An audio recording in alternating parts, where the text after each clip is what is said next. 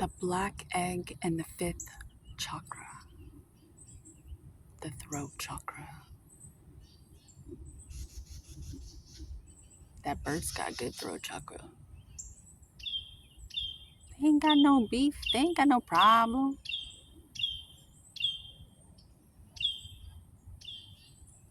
I think that's cardinal. The subtle essence of this card resides at the base of the throat, the Vishuddha chakra. The ancient sages saw this center as the hub that governs our speech and expression. Vishuddha translates as especially pure.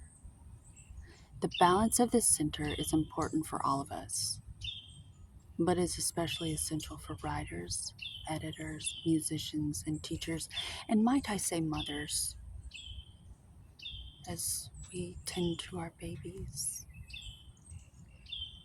I mean, we bring men into the world, and the state of men is kind of like our responsibility.